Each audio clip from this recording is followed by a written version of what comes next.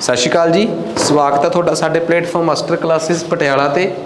सो अज असी एक बड़ा इंपॉर्टेंट टॉपिक लैके आ रहे हैं तुहाडे सामने, सैकेंड वर्ल्ड वार यानी कि दूसरा विश्व युद्ध। असी अक्सर पहली गल तो ये सोचते हैं कि आखिर किहड़े पेपरां वास्ते काम आऊगा। देखो जदों असी PCS की तैयारी करते हैं ना, तो पंजाब का PCS का पेपर होवे, मास्टर कैडर वाले का पेपर देना होवे, ETT वाले ने पेपर देना होवे, तो असी छोटे छोटे सवाल तो विचों आपे बना लांगे जो आप इस टॉपिक नूं पूरी डिटेल च पढ़ांगे ना। पूरे का पूरा पैरा, पूरी की पूरी किताब जिहड़ी असी वर्ल्ड हिस्टरी की, विश्व इतिहास की तैयार की है, तो साडी ये कोशिश है कि असी इस किताब नूं पूरा बायलैंगुअल तैयार करिए। तुहाडे सामने पूरी की पूरी ये नहीं गा कि कोई इंपॉर्टेंट फैक्ट आ, बिकॉज असी ये चाहुंदे आ कि जदों तुसीं सैकेंड वर्ल्ड वार बारे जाणो तो तुसीं इहनूं एक स्टोरी के तौर पर पढ़ो। जे तुसीं इहनूं स्टोरी के तौर पर नहीं पढ़ोगे तो शायद किते ना किते तुहाडे जिहड़े फैक्ट आ वो कमज़ोर रह जाणगे। क्योंकि पेपर दे विच की हुंदा है कि असी जदों बहुत सारे फैक्ट याद करके जाते हैं ना, तो पेपर च उलझ जाते हैं सारा कुछ। पेपर च जे असी बहुत ज़्यादा कंसैप्चुअल चीज़ां याद करके, कंसैप्चुअल चीज़ां पढ़ के जावांगे ना, तो फिर याद करन दी बहुती लोड़ नहीं रहिंदी, बहुता स्ट्रैस नहीं पाउणा पैंदा। सिर्फ इतिहास के उस कोने च जाना पैंदा है, समझना पैंदा है कि उदों की नाल की हो रहा सीगा ते की हो रहा सी, यही कह सकते हैं। सो आपां शुरू करते हैं जी अपनी सैकेंड वर्ल्ड वार। देखो असल च की आ, ये लड़ाई है की आ, ये वर्ल्ड वार इनू क्या क्यों किया, कि दुनिया सारी लड़ पई सी, ये भी एक सवाल आ। इस वर्ल्ड वार दे कॉज की सी, कारण की सी, ते कॉन्सीक्वेंसिस की निकले, सिट्टे की निकले। एक सिट्टा तो बड़ा शानदार निकलिया कि तीसरी लड़ाई नहीं हुई, ये दूजी वर्ल्ड वार का ही एक नतीजा है। दूजी वर्ल्ड वार का कारण की सीगा, उस तो पहला एक वर्ल्ड वार 1 हो चुकी सी। उस लड़ाई अपने आप किते अधूरी रह गई सी। इसे करके कहा जाता कि ये उस लड़ाई की किते ना किते एक्सटेंशन सीगी, मतलब उस दा ही किते वध रहा सी अगे जिहड़ा वधिया, ते उही जाके दूजा विश्व युद्ध बनया।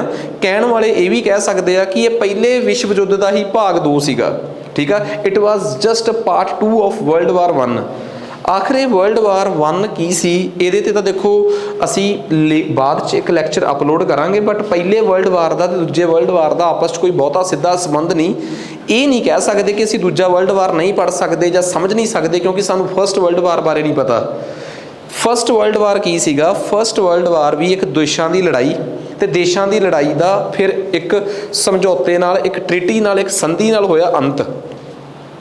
जदों फर्स्ट वर्ल्ड वार 1918 नवंबर च खत्म होंदी है, तो 1919 तक जाते जाते 5 संधियां होंदियां है, 5 ट्रीटीज़ होईयां सी। क्योंकि जदों PPSC वर्गे चंगे अदारे के पेपर देने होण ना, तो PPSC ने 2018 च पुछया सीगा कि जर्मन के किहड़े 2 शख्स सीगे जिहड़े वर्सले की संधि करन गए सी। पेपर च यह भी पूछा जा सकता है कि सेंट जर्मन की संधि जिहड़ी कि फर्स्ट वर्ल्ड वार तो बाद हुई आ, वो किहड़े 2 देशों च हुई है। क्योंकि फर्स्ट वर्ल्ड वार च असीं कई बारी ऐं याद करा दिंदे आ, तो याद कर लैंदे आ कि कल्ली वर्सले की संधि हुई है। 5 संधियां, किहड़े लोग इनवॉल्व सी, किहड़ियां घटनावां ने उस लड़ाई नूं बड़ी अहमियत पहुँचाती, वो सारा कुछ उदों देखांगे। पर फर्स्ट वर्ल्ड वार च जिहड़ी सब तो इंपॉर्टेंट संधि ट्रीटी हुई आ, वो सीगी वर्सले की संधि, जिहड़ी कि जर्मन ने कीती सी बाकी जिते हुए देशों नाल। ते जर्मन नूं उस संधि च बहुत बेइज्जत किया गया सीगा।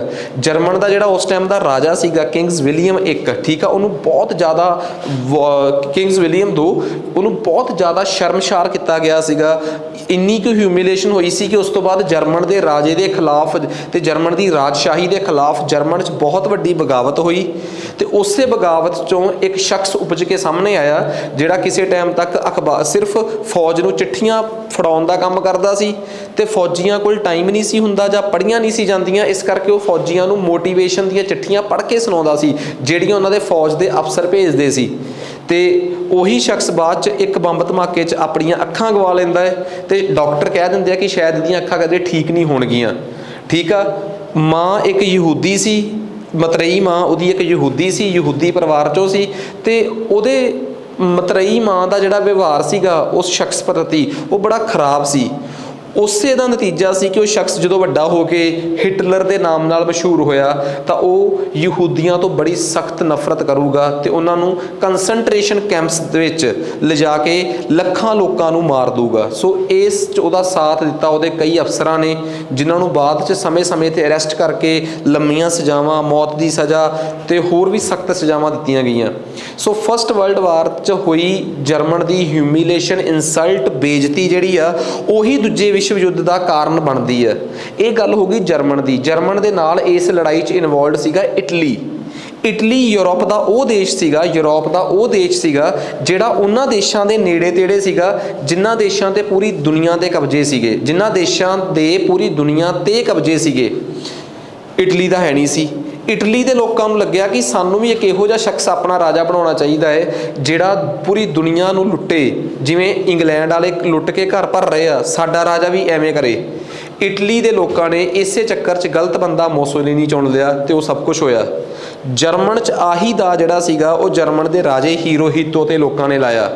ਇੱਕ ਤਾਨਾਸ਼ਾਹ ਨੂੰ ਤਾਕਤ ਦਿੱਤੀ ਅੰਤਹੀਨ, ਤੇ ਉਸ ਤਾਨਾਸ਼ਾਹ ਨੇ ਨੇੜੇ ਦੇ ਮਨਚੂਰੀਆ, ਹਾਂਗਕਾਂਗ, ਚਾਈਨਾ ਵਰਗੇ ਦੇਸ਼ਾਂ 'ਤੇ ਕਬਜ਼ਾ ਕੀਤਾ ਤੇ ਉੱਥੇ ਰੇਪ ਵਰਗੀਆਂ ਭੈੜੀਆਂ ਹਰਕਤਾਂ ਕੀਤੀਆਂ ਤੇ ਬਹੁਤ ਤਸੀਹੇ ਦੇ ਕੇ ਉੱਥੋਂ ਦੇ ਲੋਕਾਂ ਨੂੰ ਮਾਰਿਆ।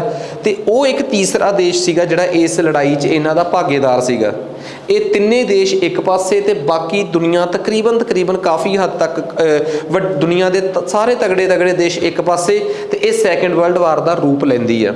ਸੋ ਸੈਕੰਡ ਵਰਲਡ ਵਾਰ ਦੇ ਬਣਨ ਦੇ ਕਾਰਨ ਵੀ ਅਸੀਂ ਡਿਸਕਸ ਕਰਾਂਗੇ, ਸੈਕੰਡ ਵਰਲਡ ਵਾਰ 'ਚ ਹੋਇਆ ਕੀ ਵੀ ਡਿਸਕਸ ਕਰਾਂਗੇ, ਤੇ ਉੱਥੇ ਲੈਕਚਰ ਨੂੰ ਖਤਮ ਕਰ ਦਾਂਗੇ ਕਿਉਂਕਿ ਸੈਕੰਡ ਵਰਲਡ ਵਾਰ ਦੇ ਨਤੀਜੇ ਵਜੋਂ ਨਿਕਲ ਕੇ ਆਇਆ ਯੂਨਾਈਟਿਡ ਨੇਸ਼ਨਸ, ਉਹ ਇੱਕ ਵੱਖਰਾ ਯੂਨਿਟ ਹੁੰਦਾ ਸਾਡੇ ਪੜ੍ਹਨ ਦਾ। ਸੋ ਸਾਡੀ ਅੱਜ ਦੀ ਕਹਾਣੀ ਦੂਜੇ ਵਿਸ਼ਵ ਯੁੱਧ ਦੀ ਸ਼ੁਰੂਆਤ ਕਿਉਂ ਹੋਈ ਤੋਂ ਲੈ ਕੇ ਯੁੱਧੇ ਵਿਸ਼ਵ ਯੁੱਧ 'ਚ ਅੰਤ 'ਚ ਕੀ ਹੋਇਆ, ਇੰਨੇ ਕੁ ਇੰਪੋਰਟੈਂਟ ਕੁਐਸਚਨਸ ਇਹਦੇ 'ਚ ਹੋਣਗੇ। ਕਿਤਾਬ ਸਾਡੀ ਜਾਂ ਸਾਡੀਆਂ ਬੁੱਕਲੈਟਸ ਜਾਂ ਸਾਡੇ ਕਨਸੈਪਟ ਸਾਰੇ ਬਾਇਲੈਂਗੁਅਲ ਇਸ ਕਰਕੇ ਆ ਕਿਉਂਕਿ ਜਿੰਨਾ ਮਰਜ਼ੀ ਸੌਖਾ ਕਰਕੇ ਪੜ੍ਹਾ ਦਿਓ, ਜਿਨ੍ਹਾਂ ਨੂੰ ਪੰਜਾਬੀ 'ਚ ਪੜ੍ਹਨ ਦਾ ਭੇਦ ਪਿਆ ਹੋਇਆ ਹੈ ਉਹ ਵਿਚਾਰੇ ਅੰਗਰੇਜ਼ੀ ਨਹੀਂ ਪੜ੍ਹ ਸਕਦੇ। ਸੋ ਇਸ ਉਪਰਾਲੇ ਤਹਿਤ ਅਸੀਂ ਸਭ ਤੋਂ ਪਹਿਲੀ ਵਾਰ, ਜੇ ਤੁਸੀਂ ਸਾਨੂੰ ਐਪਰੀਸ਼ੀਏਟ ਕਰੋਗੇ ਤਾਂ ਅਸੀਂ ਇਸ ਕੰਮ ਨੂੰ ਬਹੁਤ ਅੱਗੇ ਲੈ ਕੇ ਜਾਣ ਵਾਲੇ ਹਾਂ। ਠੀਕ ਆ ਜੀ। ਸਭ ਤੋਂ ਪਹਿਲੀ ਗੱਲ ਇਹ ਆ ਕਿ ਇਹ ਵਿਸ਼ਵ ਯੁੱਧ 1939 ਤੋਂ ਲੈ ਕੇ 1945 ਤੱਕ ਲੜਿਆ ਗਿਆ। ਇਸ ਲੜਾਈ 'ਚ ਦੋ ਤਾਕਤਾਂ ਸੀਗੀਆਂ। ਇੱਕ ਪਾਸੇ ਜਿਹੜੀਆਂ ਸੀ ਜਿਨ੍ਹਾਂ ਨੂੰ ਆਪਾਂ ਕਹਿੰਦੇ ਹਾਂ ਧੁਰੀ ਸ਼ਕਤੀਆਂ, ਐਕਸਿਸ ਪਾਵਰ, ਜਿਨ੍ਹਾਂ ਦਾ ਧੁਰਾ ਸੀਗਾ ਰਾਸ਼ਟਰਵਾਦ, ਉਹ ਆਪਣੇ ਲੋਕਾਂ ਨੂੰ ਰਾਸ਼ਟਰਵਾਦ ਦਾ ਬਿਸਕੁਟ ਖਵਾਉਂਦੀਆਂ ਸੀ। ਉਹ ਤਾਕਤਾਂ ਸੀਗੀਆਂ ਜਰਮਨ, ਇਟਲੀ ਤੇ ਇੱਕ ਇਟਲੀ ਤੇ ਇੱਕ ਜਾਪਾਨ। ਜਰਮਨ, ਇਟਲੀ ਤੇ ਜਾਪਾਨ ਕਿਵੇਂ? ਜਰਮਨ ਦਾ ਹਿਟਲਰ, ਇਟਲੀ ਦਾ ਮੋਸੋਲਿਨੀ ਤੇ ਜਾਪਾਨ ਦਾ ਹੀਰੋਹੀਤੋ। ਠੀਕ ਆ। ਤੇ ਦੂਜੇ ਪਾਸੇ ਸੀਗੀਆਂ ਸਹਾਇਕ ਤਾਕਤਾਂ, ਅਲਾਈਡ ਪਾਵਰਸ 'ਚ ਕਿਹੜੇ ਸੀ? France, Britain, US, Soviet Union ਜਿਹੜਾ ਅੱਜ ਦਾ ਰਸ਼ੀਆ ਹੈ, ਤੇ ਉਸ ਤੋਂ ਬਾਅਦ ਥੋੜ੍ਹਾ ਬਹੁਤਾ ਚਾਈਨਾ ਇਹਦਾ ਹਿੱਸਾ ਸੀਗਾ ਕਿ ਨਹੀਂ, ਇਹਨੂੰ ਲੈ ਕੇ ਵਿਵਾਦ ਆ। ਵਜ੍ਹਾ ਕਈ ਲੋਕ ਤਾਂ ਇਹ ਮੰਨ ਕੇ ਚੱਲਦੇ ਆ ਕਿ ਦੂਜੇ ਵਿਸ਼ਵ ਯੁੱਧ 'ਚ ਚਾਈਨਾ ਕਿਤੇ ਨਾ ਕਿਤੇ ਹਿੱਸੇਦਾਰ ਹੀ ਨਹੀਂ ਸੀ, ਬਟ ਇੱਕ ਤਬਕਾ ਇਹ ਵੀ ਮੰਨਦਾ ਹੈ ਕਿ ਇਹ ਲੜਾਈ ਜਿਹੜਾ ਦੂਜਾ ਵਿਸ਼ਵ ਯੁੱਧ ਸੀ ਨਾ, ਉਹਦੀ ਲੜਾਈ ਉਦੋਂ ਸ਼ੁਰੂ ਹੋ ਗਈ ਸੀ ਜਦੋਂ 1937 'ਚ ਜਾਪਾਨ ਨੇ ਚਾਈਨਾ ਤੇ ਹਮਲਾ ਕੀਤਾ ਸੀ। ਉਦੋਂ ਤੋਂ ਹੀ ਇਹ ਧੁਰੇਬੰਦੀ ਹੋ ਗਈ ਸੀ। ਇਸ ਕਰਕੇ ਕਿਉਂ ਨਾ ਜਾਪਾਨ ਤੋਂ ਉਲਟ ਵਾਲੀ ਸਾਈਡ ਤੇ ਚਾਈਨਾ ਨੂੰ ਵੀ ਮੰਨ ਲਿਆ ਜਾਵੇ। ਸੋ ਚਾਈਨਾ ਇਸ ਲੜਾਈ ਦਾ ਹਿੱਸਾ ਸੀਗਾ ਕਿ ਨਹੀਂ, ਇਹਨੂੰ ਬਹੁਤੇ ਲੋਕ ਮੰਨਦੇ ਨਹੀਂ। ਖੈਰ, ਹੁਣ ਆ ਜਾਓ, ਕਹਿੰਦੇ ਕਿ ਇਸ ਲੜਾਈ ਬਾਰੇ ਖਾਸੀਅਤ, ਜਿਹੜੀ ਲੜਾਈ 1 ਸਤੰਬਰ 1939 ਤੋਂ ਸ਼ੁਰੂ ਹੋਈ ਹੋਵੇ ਤੇ ਤਕਰੀਬਨ ਸਤੰਬਰ 1945 ਤੱਕ ਚੱਲੀ ਹੋਵੇ, ਤਾਂ ਉਸ ਲੜਾਈ ਨੂੰ 6 ਸਾਲਾਂ ਦੀ ਲੜਾਈ ਦਾ ਕਹਿ ਹੀ ਦੇਣਾ ਚਾਹੀਦਾ ਹੈ। ਆਲਮੋਸਟ 6 ਸਾਲ ਇਹ ਲੜਾਈ ਚੱਲਦੀ ਆ। 100 ਮਿਲੀਅਨ ਲੋਕ ਜਿਹੜੇ ਆ ਜੀ, ਉਹ ਇਸ ਲੜਾਈ 'ਚ ਜਿਹੜੇ ਆ ਉਹਨਾਂ ਨੂੰ ਮਿਲਟਰੀਲਾਈਜ਼ ਕੀਤਾ ਜਾਂਦਾ ਹੈ, ਫੌਜੀ ਸੈਨਾ ਪਾਈਆਂ ਜਾਂਦੀਆਂ, ਤੇ ਤਕਰੀਬਨ ਉਹਨਾਂ ਚੋਂ 50 ਮਿਲੀਅਨ ਲੋਕ ਜਿਹੜੇ ਸੀਗੇ ਉਹ ਮਾਰੇ ਜਾਂਦੇ ਆ। ਠੀਕ ਆ। ਇੰਨਾ ਤਗੜਾ ਵਿਨਾਸ਼, ਇੱਕ ਵੱਡੇ ਲੈਵਲ ਤੇ ਐਡਾ ਤਗੜਾ ਨੁਕਸਾਨ ਜਿਹੜਾ ਸੀਗਾ ਉਹ ਪੂਰੀ ਦੁਨੀਆ ਨੇ ਭੁਗਤਿਆ। ਸੋ ਇਹ ਕਹਾਣੀ ਆ ਜੀ ਇਸ ਵਰਲਡ ਵਾਰ ਦੀ। ਸੋ ਬਿਨਾਂ ਸਮਾਂ ਖਰਾਬ ਕਰੇ ਅੱਗੇ ਚੱਲਦੇ ਹਾਂ ਜੀ ਆਪਾਂ। ਕਹਿੰਦੇ ਜੀ ਇਸ ਲੜਾਈ 'ਚ ਮੇਜਰ 3 ਤਾਕਤਾਂ ਸੀਗੀਆਂ ਆਪਣੀਆਂ, ਇਟਲੀ, ਜਰਮਨ ਤੇ ਜਾਪਾਨ। ਠੀਕ ਆ। ਆਹ 3 ਸੀਗੇ। ਜਿਹੜਾ ਜਾਪਾਨ ਸੀਗਾ ਉਹਦੀ ਇਨਵੋਲਵਮੈਂਟ ਕਿਵੇਂ ਸੀਗਾ? ਉਹਨੇ 1931 ਦੇ ਵਿੱਚ ਮਨਚੂਰੀਆ, ਜਿਹੜਾ ਕਿ ਚਾਈਨਾ ਦਾ ਹੀ ਇੱਕ ਹਿੱਸਾ ਹੈ, ਉਹਦੇ ਤੇ ਹਮਲਾ ਕੀਤਾ। ਉਸ ਤੋਂ ਬਾਅਦ ਉਹਨੇ ਹਾਂਗਕਾਂਗ ਤੇ ਹਮਲਾ ਕੀਤਾ। ਫਿਰ 1937 'ਚੋਂ ਚਾਈਨਾ ਤੇ ਹਮਲਾ ਕਰਦਾ ਹੈ। ਦੂਜੇ ਪਾਸੇ ਆ ਗਿਆ ਜਰਮਨ ਦਾ ਜਿਹੜਾ ਹਿਟਲਰ ਸੀਗਾ ਉਹ ਪੋਲੈਂਡ ਤੇ ਪੋਲੈਂਡ ਤੋਂ ਪਹਿਲਾਂ ਚੈਕਸਲੋਵਾਕੀਆ ਤੇ ਹਮਲਾ ਕਰਦਾ ਹੈ। ਦੂਜਾ ਦੇਸ਼ ਆ ਗਿਆ, ਤੀਸਰਾ ਦੇਸ਼ ਆਪਣੇ ਕੋਲ ਆ ਗਿਆ ਇਟਲੀ ਦਾ ਜਿਹੜਾ ਮੋਸੋਲਿਨੀ ਸੀਗਾ ਉਹ ਲੀਬੀਆ ਤੇ ਹਮਲਾ ਕਰਦਾ ਹੈ। ਤੇ ਉਹ ਇਸ ਤਰੀਕੇ ਨਾਲ ਉੱਥੇ ਲੀਬੀਆ ਦੇ ਵਿੱਚੋਂ ਅਫਰੀਕਾ ਦੇ ਵਿੱਚੋਂ ਇੰਗਲੈਂਡ ਤੇ ਹੋਰ ਦੇਸ਼ਾਂ ਦੀਆਂ ਸੈਨਾਵਾਂ ਨਾਲ ਭਿੜ ਪੈਂਦਾ ਹੈ। ਸੋ ਕਹਿਣ ਦਾ ਮਤਲਬ ਤੁਸੀਂ ਇਸ ਤਰੀਕੇ ਨਾਲ ਇਹਨਾਂ ਤਿੰਨਾਂ ਦੇਸ਼ਾਂ ਨੇ ਬਹੁਤ ਪੰਗੇ ਲਏ। ਆ ਵੀ ਕੋਈ ਦੁੱਧ ਦੇ ਧੁਲੇ ਹੋਏ ਨਹੀਂ ਸੀਗੇ। UK, ਫਰਾਂਸ ਤੇ USSR। ਇਹ USSR ਤਾਂ ਇੱਕ ਅਜਿਹਾ ਦੇਸ਼ ਹੋਊਗਾ, ਜਦੋਂ ਕਹਾਣੀ ਨੂੰ ਸੁਣੋਗੇ ਨਾ ਪੂਰਾ, ਇਹ ਤਾਂ ਚੱਲਦੀ ਲੜਾਈ 'ਚ ਆਪਣਾ ਪਾਲਾ ਪਲਟ ਗਿਆ ਸੀਗਾ। ਸੋ ਇਹ ਵੀ ਇੱਕ ਕਹਾਣੀ ਆਪਣੀ ਹੀ ਆਪਣੇ ਆਪ 'ਚ ਇੱਕ ਵੱਖਰੀ ਸਟੋਰੀ ਹੈ ਕਿ ਆਖਰ ਐਵੇਂ ਹੋਇਆ ਕਿਉਂ। ਕਹਿੰਦੇ ਜੀ ਵਰਲਡ ਵਾਰ ਪੜ੍ਹਾਉਣਾ, ਵਰਲਡ ਵਾਰ 2 ਪੜ੍ਹਾਉਣ ਦਾ ਮੇਨ ਕਨਸੈਪਟ ਆ ਕਿ ਤੁਸੀਂ ਪਹਿਲਾਂ ਪਹਿਲੀ ਲੜਾਈ ਤੇ ਦੂਜੀ ਲੜਾਈ ਦੇ ਵਿੱਚ ਦੀ ਦੁਨੀਆ ਨੂੰ ਸਮਝੋ। ਜੇ ਤੁਸੀਂ ਪਹਿਲੀ ਲੜਾਈ ਤੇ ਦੂਜੀ ਲੜਾਈ ਦੇ ਵਿੱਚ ਦੀ ਦੁਨੀਆ ਹੀ ਨਾ ਸਮਝੀ ਤਾਂ ਤੁਸੀਂ ਦੂਜੇ ਵਰਲਡ ਵਾਰ ਦੀਆਂ ਦੇ ਕਾਰਨਾਂ ਤੇ ਬਹੁਤੀ ਸਟੀਕ ਜਾਣਕਾਰੀ ਨਹੀਂ ਰੱਖ ਸਕਦੇ। ਤੁਹਾਨੂੰ ਕੋਈ ਬਹੁਤਾ ਜ਼ਿਆਦਾ ਦੂਜੇ ਵਰਲਡ ਵਾਰ ਬਾਰੇ ਪਤਾ ਨਹੀਂ ਲੱਗੂਗਾ ਜੇ ਤੁਸੀਂ ਪਹਿਲੇ ਵਰਲਡ ਵਾਰ ਤੇ ਦੂਜੀ ਵਰਲਡ ਵਾਰ ਦੇ ਵਿੱਚ ਦੇ ਯੁੱਧ ਨੂੰ ਨਹੀਂ ਸਮਝਿਆ। ਕਹਿੰਦਾ ਇਹ ਗੱਲ ਤਾਂ ਬੜੀ ਕਲੀਅਰ ਸੀਗਾ ਕਿ ਪਹਿਲੀ ਲੜਾਈ ਤੋਂ ਬਾਅਦ ਜਰਮਨ ਜਿਹੜਾ ਸੀਗਾ ਉਹ ਬਹੁਤ ਹਿਊਮੀਲੇਟ ਹੋਇਆ। ਵਰਸਲੇਜ਼ ਦੀ ਸੰਧੀ ਜਿਹੜੀ ਸੀਗੀ, ਠੀਕ ਆ, ਉਹ ਹੋਈ। ਉਸ ਤੋਂ ਬਾਅਦ ਜਰਮਨ ਦੇ 2 ਲੀਡਰ ਸੀਗੇ, ਕਾਰਲ ਲੈਬਿਜ਼ਮਿਕ ਤੇ ਦੂਜੇ ਦਾ ਨਾਮ ਸੀਗਾ ਰੋਜ਼ਾ ਲਕਸਮਬਰਗ। ਇਹ 2 ਅਫਸਰਾਂ ਨੂੰ, ਜਿਹੜੇ ਕਿ ਉਸ ਟਾਈਮ ਦੇ ਰਾਜੇ ਦੇ ਬੜੇ ਨੇੜੇ ਸੀਗੇ, ਪਹਿਲੇ ਵਿਸ਼ਵ ਯੁੱਧ ਤੋਂ ਹਾਰਨ ਤੋਂ ਬਾਅਦ ਇਹਨਾਂ 2 ਲੋਕਾਂ ਨੂੰ ਸ਼ਰੇਆਮ ਲੋਕਾਂ ਨੇ ਮਾਰਤਾ, ਕਤਲ ਕਰਤਾ ਇਹਨਾਂ ਨੂੰ। ਸੋ ਇੰਨੇ ਕੁ ਲੋਕ ਦੁਖੀ ਸੀਗੇ ਉੱਥੋਂ ਦੇ, ਤੇ ਇਸੇ ਦੁੱਖ ਦਾ ਫਾਇਦਾ ਚੱਕਿਆ ਇਸ ਸ਼ਖਸ ਨੇ। ਆਹ ਸ਼ਖਸ ਜਿਹਨੂੰ ਤੁਸੀਂ ਦੇਖ ਰਹੇ ਹੋ, ਇਹ ਆ ਜੀ ਹਿਟਲਰ, ਤੇ ਆਹ ਸ਼ਖਸ ਆ ਜੀ ਮੂਸੋਲੀਨੀ ਹੈਗਾ ਸੀਗਾ ਇਟਲੀ ਦਾ, ਤੇ ਹਿਟਲਰ ਸੀਗਾ ਜਰਮਨ ਦਾ। ਸੋ ਇਹ 2 ਸ਼ਖਸ ਨੇ 1919 ਤੋਂ ਲੈ ਕੇ ਜਦੋਂ ਨੂੰ ਫਸਟ ਵਰਲਡ ਵਾਰ, ਪਹਿਲਾ ਵਿਸ਼ਵ ਯੁੱਧ ਖਤਮ ਹੁੰਦਾ ਹੈ, ਤੇ 1939 ਜਦੋਂ ਨੂੰ ਦੂਜਾ ਵਿਸ਼ਵ ਯੁੱਧ ਸ਼ੁਰੂ ਹੁੰਦਾ, ਇਹਦੇ ਵਿੱਚ ਜਿਹੜੇ 20 ਕੁ ਸਾਲ ਇਹਨਾਂ ਦੋਵਾਂ ਨੂੰ ਮਿਲੇ, ਇਹਨਾਂ ਨੇ ਬੜੀ ਤੜਥੱਲੀ ਚੱਕੀ ਆ ਪੂਰੇ ਵਰਲਡ ਦੀ, ਠੀਕ ਆ, ਸਪੈਸ਼ਲੀ ਯੂਰਪ ਦੀ। ਤਾਂ ਕਹਿੰਦੇ ਆ ਕਿ ਇਹ 2 ਸ਼ਬਦ ਜਿਹੜੇ ਸੀਗੇ ਇਹ ਇਹਨਾਂ ਲੋਕਾਂ ਨਾਲ ਜੁੜੇ ਸੀਗੇ। ਜਿਵੇਂ ਇੱਕ ਸ਼ਬਦ ਸੀ ਫਾਸੀਵਾਦ ਤੇ ਇੱਕ ਸ਼ਬਦ ਸੀਗਾ ਨਾਜ਼ੀਵਾਦ। ਇਹ ਦੋਵੇਂ ਸ਼ਬਦ ਕਰਮਵਾਰ ਰਿਸਪੈਕਟਿਵਲੀ ਇਟਲੀ ਤੇ ਜਰਮਨ ਦੇ ਨਾਲ ਜੁੜੇ ਹੋਏ ਸ਼ਬਦ ਆ। ਫਾਸੀਵਾਦ ਸ਼ਬਦ ਦੀ ਸ਼ੁਰੂਆਤ ਹੀ ਮੂਸੋਲੀਨੀ ਤੋਂ ਹੁੰਦੀ ਆ। ਮੂਸੋਲੀਨੀ ਕੋਈ ਹਰਮਨ ਪਿਆਰਾ ਨੇਤਾ ਨਹੀਂ ਸੀਗਾ ਇਟਲੀ ਦਾ ਕਿ ਜੀ ਸਭ ਤੋਂ ਵੱਧ ਵੋਟਾਂ ਲੈ ਕੇ ਤੇ ਸਭ ਤੋਂ ਬਹੁਤ ਵੱਧ ਪ੍ਰਤੀਸ਼ਤ 'ਚ ਵੋਟਾਂ ਲੈ ਕੇ ਉਹ ਇਟਲੀ ਦੀ ਸੱਤਾ 'ਚ ਆਇਆ ਹੋਵੇ, ਐਵੇਂ ਦਾ ਵੀ ਕੁਝ ਨਹੀਂ ਸੀਗਾ। 1921 'ਚ ਜਦੋਂ ਉੱਥੇ ਚੋਣਾਂ ਹੋਈਆਂ, ਠੀਕ ਆ, ਕਿਸੇ ਵੀ ਪਾਰਟੀ ਨੂੰ ਬਹੁਮਤ ਨਹੀਂ ਮਿਲੀ, ਤੇ ਇਟਲੀ ਦੇ ਰਾਜੇ ਤੋਂ ਗਲਤੀ ਇਹੀ ਹੋ ਗਈ ਕਿ ਇਟਲੀ ਦੇ ਰਾਜੇ ਨੇ ਮੂਸੋਲੀਨੀ ਨੂੰ ਸਭ ਤੋਂ ਵੱਧ ਸੀਟਾਂ ਜਿੱਤਣ ਦੇ ਚੱਕਰ 'ਚ ਸਰਕਾਰ ਬਣਾਉਣ ਲਈ ਚੁਣ ਲਿਆ, ਠੀਕ ਆ, ਤੇ ਉਸ ਤੋਂ ਬਾਅਦ ਉਹ ਇਟਲੀ ਦੀ ਸੱਤਾ ਤੇ ਹੌਲੀ ਹੌਲੀ ਕਾਬਜ ਹੋ ਗਿਆ। ਸੇਮ ਐਵੇਂ ਜੀ ਦੀ ਕਹਾਣੀ 1921 ਚ national socialist German workers party, ਆ ਜਿਹੜੀ national socialist German worker party ਹੈ ਨਾ, ਇਸੇ ਦਾ ਹੀ ਛੋਟਾ ਨਾਮ ਸੀਗਾ ਨਾਜ਼ੀ ਪਾਰਟੀ। ਨਾਜ਼ੀ ਕੋਈ ਸ਼ਬਦ ਨਹੀਂਗਾ, ਜਸਟ ਇੱਕ ਕਿਸੇ ਪੋਲੀਟੀਕਲ ਪਾਰਟੀ ਦਾ ਸ਼ਾਰਟ ਨੇਮ ਸੀਗਾ। ਸੋ ਇਹੀ ਕੁਛ ਜਰਮਨ ਦੇ ਵਿੱਚ ਹੋਇਆ ਕਿ ਜਰਮਨ ਦਾ ਜਿਹੜਾ ਰਾਜਾ ਸੀਗਾ ਉਹ ਕਿਵੇਂ ਮਤਲਬ ਕਿ ਤਾਕਤਵਰ ਹੋਇਆ, ਠੀਕ ਆ। ਸੋ ਇਹਨਾਂ ਦੋਵਾਂ ਰਾਜਿਆਂ ਨੇ ਆਪਣੀ ਕੋਈ ਬਹੁਤੀ ਵਧੀਆ ਪਰਫਾਰਮੈਂਸ ਨਹੀਂ ਦਿਖਾਈ, ਤੇ ਜਿਵੇਂ 1922-23 ਚ ਸੱਤਾ ਤੇ ਕਾਬਜ ਹੋਇਆ ਸੀਗਾ ਮੂਸੋਲੀਨੀ, ਉਵੇਂ 1933 ਤੱਕ ਪਹੁੰਚਦੇ ਜਰਮਨ ਦੇ ਰਾਸ਼ਟਰਪਤੀ ਨੇ ਹਿਟਲਰ ਨੂੰ ਅਪਾਇੰਟ ਕਰਤਾ ਉੱਥੋਂ ਦਾ ਚਾਂਸਲਰ, ਠੀਕ ਆ। ਫਿਰ 1933 ਚ ਜਿਹੜੀ ਉੱਥੋਂ ਦੀ ਬਿਲਡਿੰਗ ਸੀਗੀ, ਪਾਰਲੀਮੈਂਟ ਸੀਗੀ ਉੱਥੋਂ ਦੀ ਜਰਮਨ ਦੀ, ਇਹਦੇ ਹਿਟਲਰ ਦੇ ਲੋਕ ਉਹਨੂੰ ਸਾੜ ਦਿੰਦੇ ਆ, ਠੀਕ ਆ, ਤੇ ਪੂਰੇ ਤਰੀਕੇ ਨਾਲ ਆਪਣੇ ਆਪ ਨੂੰ ਹਿਟਲਰ ਜਿਹੜਾ ਸੀਗਾ ਚਾਂਸਲਰ ਤੋਂ ਰਾਸ਼ਟਰਪਤੀ ਦੀ ਪੋਜੀਸ਼ਨ ਜਿਹੜੀ ਸੀਗੀ ਉਹਦੇ ਤੇ ਕਾਬਜ ਹੋ ਜਾਂਦਾ ਹੈ। ਸੋ ਇਸ ਤਰੀਕੇ ਨਾਲ ਉਸ ਟਾਈਮ ਦਾ ਜਿਹੜਾ ਸੀਗਾ ਯੂਰਪ ਸੀਗਾ। ਜੇ ਅਸੀਂ ਉਸ ਟਾਈਮ ਦੇ ਯੂਰਪ ਨੂੰ ਸਮਝੀਏ ਤਾਂ ਇਲਾਕਾ ਜਿਹੜਾ ਜੀ ਸੋਵੀਅਤ ਯੂਨੀਅਨ ਆ, ਜਿਹਦੇ ਚੋਂ ਅੱਜ ਇੱਕ ਦੇਸ਼ ਰਸ਼ੀਆ ਨਿਕਲਿਆ ਹੋਇਆ ਹੈ। ਹੈਗਾ ਜੀ ਆਪਣੇ ਕੋਲ ਨਾਰਵੇ, ਸਵੀਡਨ, ਜਿਨ੍ਹਾਂ ਨੂੰ ਆਪਾਂ ਸਕੈਂਡੀਨੇਵੀਅਨ ਕੰਟਰੀ ਕਹਿੰਦੇ ਆ। ਹੈਗਾ ਜੀ ਬ੍ਰਿਟੇਨ, ਠੀਕ ਆ ਜੀ। Belgium, Netherland, German. ਹੈਗਾ ਜੀ ਚੈੱਕ ਸਲੋਵਾਕੀਆ, ਠੀਕ ਆ। ਤੇ 3 ਕੁ ਦੇਸ਼ ਆ, ਲਿਥੂਨੀਆ, ਲੈਟਵੀਆ, ਇਸਟੋਨੀਆ। ਸੋ ਇੱਥੇ ਇੱਕ ਦੇਸ਼ ਆ ਜੀ ਪੋਲੈਂਡ। ਇੱਕ ਪੋਲੈਂਡ ਨਾਮ ਦਾ ਦੇਸ਼ ਹੁੰਦਾ ਸੀ ਇੱਥੇ, ਇਹਦੇ ਤੇ ਜਰਮਨ ਹਮਲਾ ਕਰੂਗਾ ਤੇ ਕਿਵੇਂ ਹੋਊਗਾ ਇਹ ਵੀ ਯਾਦ ਰੱਖਿਓ। ਫਿਰ ਇੱਕ ਨੀਦਰਲੈਂਡ ਤੇ ਬੈਲਜੀਅਮ। ਜਰਮਨ ਇੱਧਰੋਂ ਹਮਲਾ ਕਰਕੇ ਫਰਾਂਸ ਵੱਲ ਵੀ ਜਾਊਗਾ, ਫਿਰ ਜਰਮਨ ਇੱਥੋਂ ਹਮਲਾ ਕਰਕੇ ਬ੍ਰਿਟੇਨ ਵੱਲ ਵੀ ਜਾਊਗਾ, ਠੀਕ ਆ। ਸੋ ਚੀਜ਼ਾਂ ਜਿਹੜੀਆਂ ਨੇ ਤੁਹਾਨੂੰ ਥੋੜ੍ਹੀਆਂ ਜਿਹੀਆਂ ਪਤਾ ਹੋਣੀਆਂ ਚਾਹੀਦੀਆਂ। ਮੈਂ ਥੋੜ੍ਹਾ ਜਿਹਾ ਡਾਰਕ ਪੈਨ ਯੂਜ਼ ਕਰੂੰਗਾ ਇੱਥੇ, ਠੀਕ ਆ। ਦੇਖੋ, ਜਰਮਨ ਇੱਥੋਂ ਹਮਲਾ ਕਰਕੇ ਇੱਧਰ ਵੀ ਆਊਗਾ, ਜਰਮਨ ਇੱਥੋਂ ਫਰਾਂਸ ਵੱਲ ਵੀ ਜਾਊਗਾ, ਜਰਮਨ ਬੈਲਜੀਅਮ ਵੀ ਜਾਊਗਾ, ਜਰਮਨ ਇੱਥੋਂ ਹਮਲਾ ਕਰਕੇ ਪੋਲੈਂਡ ਵੀ ਜਾਊਗਾ, ਜਰਮਨ ਚੈੱਕ ਸਲੋਵਾਕੀਆ ਹਮਲਾ ਵੀ ਕਰੂਗਾ, ਜਰਮਨ ਫਿਨਲੈਂਡ ਤੇ ਹਮਲਾ ਵੀ ਕਰੂਗਾ, ਠੀਕ ਆ। ਜਿਹੜੇ ਦੇਸ਼ਾਂ ਤੇ। ਸੋ ਕਹਾਣੀ ਹੈ ਜੀ ਜਰਮਨ ਦੀ। ਜਰਮਨ ਇੱਥੋਂ ਕਿਵੇਂ ਹਮਲੇ ਕਰੂਗਾ ਉਹ ਗੱਲ ਬਾਅਦ ਦੀ ਆ, ਬਟ ਤਕਰੀਬਨ ਜਿਹੜੀ ਗੱਲ ਮੈਂ ਤੁਹਾਨੂੰ ਦੱਸਦੀ, ਇਹ ਗੱਲ ਤੁਹਾਨੂੰ ਸਮਝ ਆਉਣੀ ਚਾਹੀਦੀ ਆ, ਠੀਕ ਆ ਜੀ। ਜਾਓ ਅੱਗੇ। ਹੁਣ ਆਪਾਂ ਅੱਗੇ ਮੇਨ ਕਰਦੇ ਆ ਕਿ ਇਹ ਜਿਹੜੀ ਫਸਟ ਵਰਲਡ ਵਾਰ ਹੋਈ ਹੈ ਜੀ, ਸੈਕਿੰਡ ਵਰਲਡ ਵਾਰ ਹੋਈ ਹੈ ਜੀ, ਇਹਦੇ ਕਾਰਨ ਕੀ ਰਹੇ ਹੋਣਗੇ। आखिरी लड़ाई होने के मेन कारण जिहड़े आ वो सीगे कि बड़े कारण मैं दसते। जदों फर्स्ट वर्ल्ड वार हुई है ना, फर्स्ट वर्ल्ड वार के खत्म होने तो बाद सारे देशों ने एक कमिटमेंट की कि यार दूजी वर्ल्ड वार नहीं लड़ी जानी, क्यों ना आपां इहो जी संस्था बना लीए जिहड़ी संस्था होने तो बाद लड़ाइयां होण नहीं देवे। इसे चीज़ नूं ध्यान च रखते हुए फिर एक संस्था का निर्माण किया गया। उस संस्था का नाम सीगा लीग ऑफ नेशनस। की नाम सीगा? League of Nations. So League of Nations नाम की एक संस्था बनाई गई जिहड़ी फर्स्ट वर्ल्ड वार तो बाद वर्सले की संधि नाल बनी। वो संस्था कामयाब ही नहीं हो सकी, इसे करके दूजा विश्व युद्ध होया। सो पेपर 'च भी आ सकता है कि हेठ लिखिया चों किहड़ा कारण फर्स्ट सैकेंड वर्ल्ड वार के होने का है। तो लीग ऑफ नेशनस का फेलीयर भी एक कारण आ। ये तो मैं जस्ट उपरों उपरों गल दसी आ, डंगाई च पढ़ते आपां हुण इन्हां चीज़ां नूं सारिआं नूं।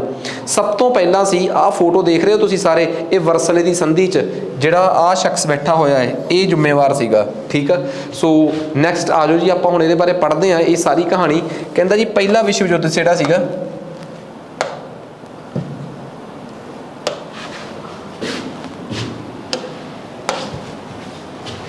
ठीक है जी, आ जाओ।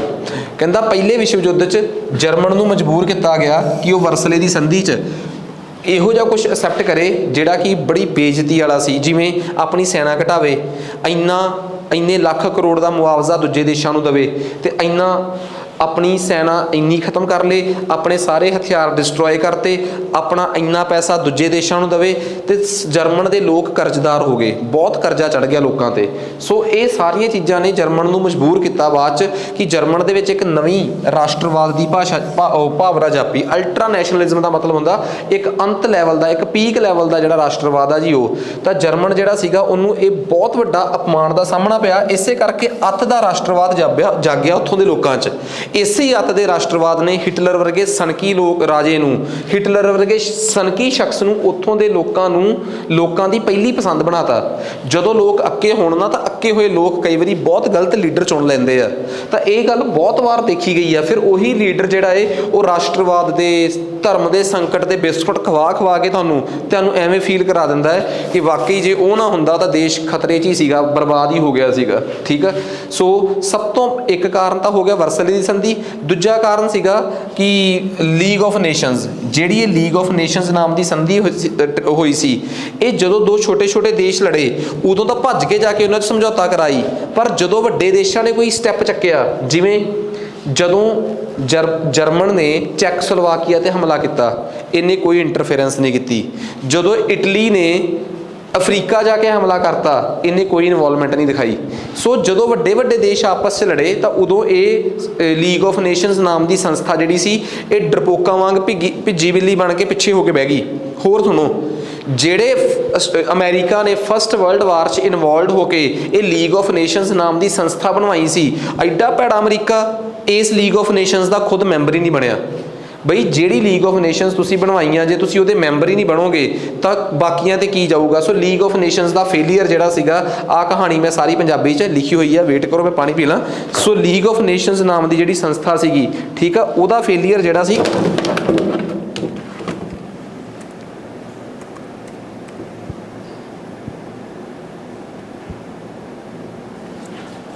लीग ऑफ नेशनस का जिहड़ा फेलीयर सी वो भी एक बहुत वड्डा कारण बनया इहदे सैकेंड वर्ल्ड वार के होने का। नैक्सट उस तो बाद अगे चलते हैं जी, ग्रेट डिप्रैशन ऑफ 1929।